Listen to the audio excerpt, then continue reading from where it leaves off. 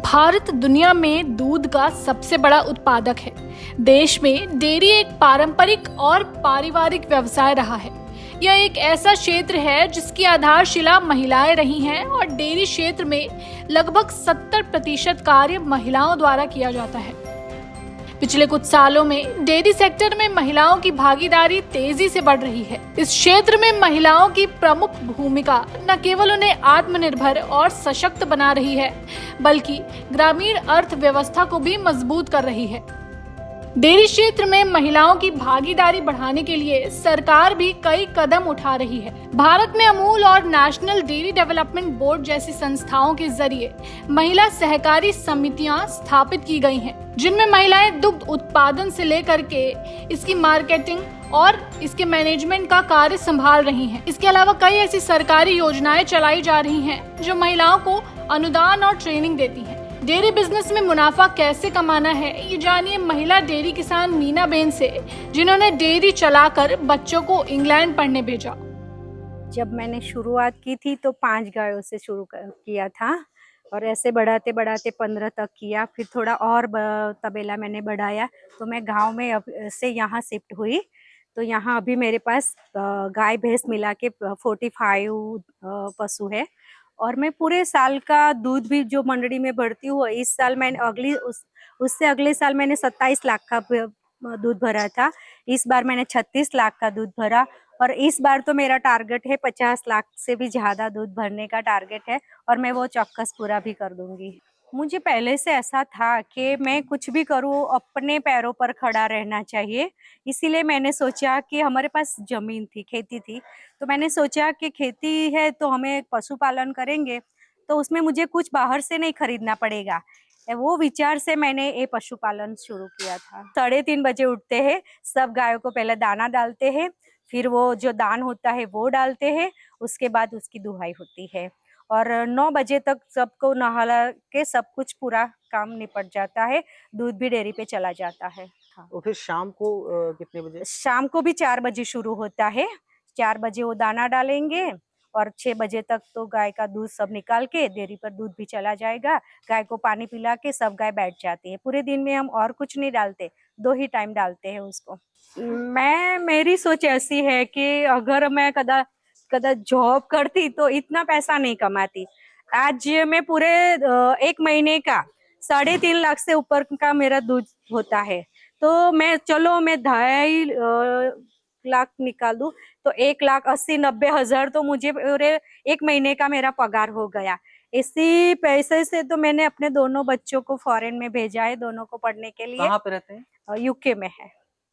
Britain में रहते हैं? हाँ हाँ। वहाँ पढ़ाई करते हैं? हाँ हाँ। आप यहाँ पे डेयरी चलाते हैं? डेयरी चलाती हूँ। अब जानिए गुजरात की मित्तल बेन का सफर, जिन्हें कनाडा रास न आया और भारत आकर बनाई हाईटेक डेयरी। जब मैंने पढ़ाई ख़त्म हुई और शादी के बाद देखा कि जॉब और घर में एक साथ नहीं संभाल सकती, तब मैंने ये चुना कि एक गाय से मैंने स्टार्ट किया तो 200 गाय तक का मेरा सफ़र रहा है।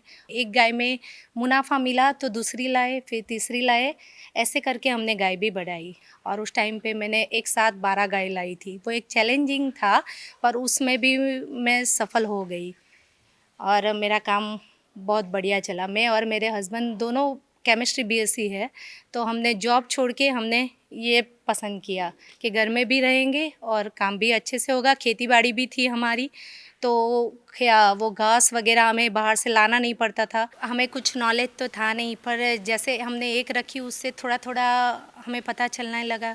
फिर गाय बढ़ती गई, उससे ज़्यादा पता चलने लगा। डॉक्टर भी आते, वो भी हमारी सहायता करते।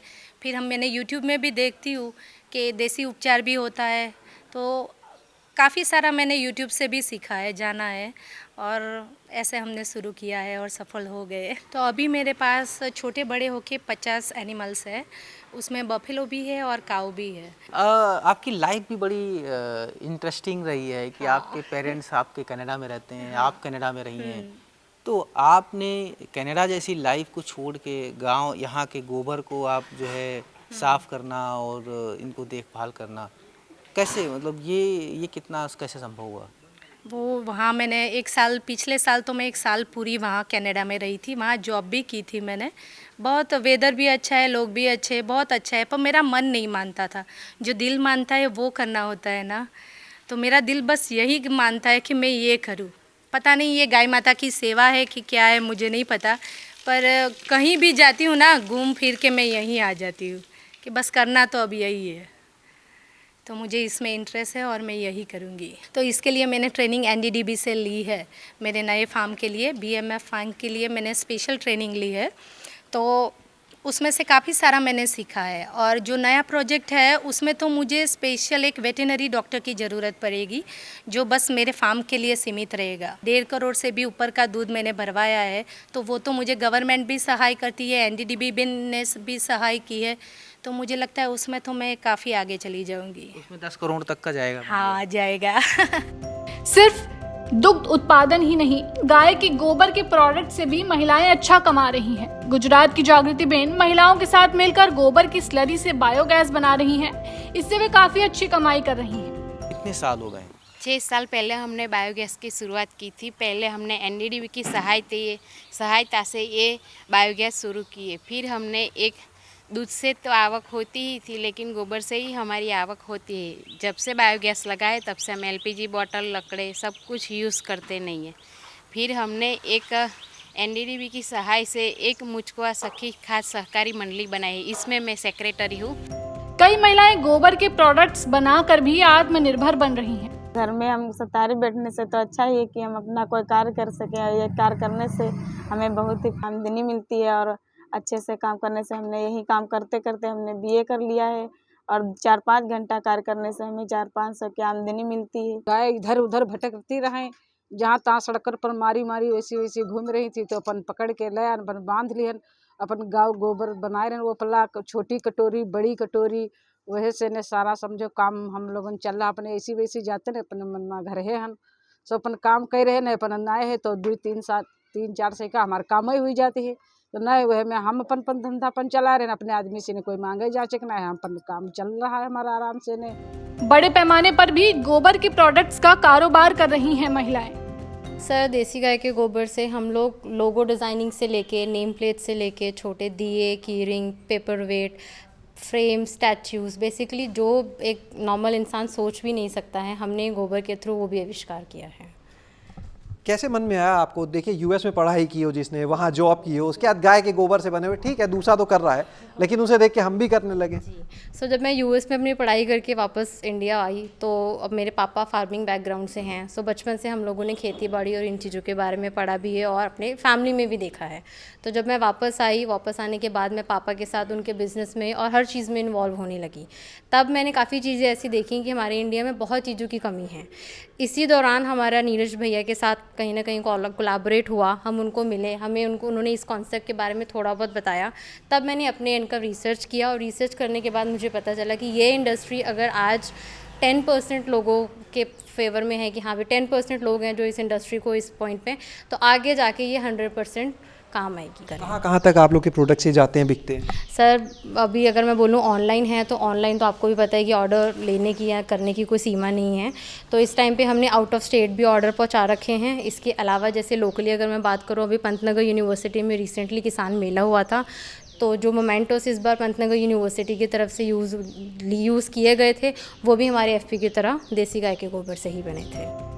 डेयरी क्षेत्र में महिलाओं की भूमिका अहम है। कई महिलाएं अब इस क्षेत्र में एंटरप्रेन्योर बनकर नाम कमा रही हैं। वे डेयरी फार्म, प्रोसेसिंग यूनिट्स और दूध उत्पादन की मार्केटिंग तक का कार्य संभाल रही हैं। भारतीय डेयरी सेक्टर में महिलाओं की भागीदारी ने न केवल ग्रामीण जीवन में सुधार लाया है, बल्कि यह एक सशक्त समाज की दिशा में एक महत्वपूर्ण कदम है।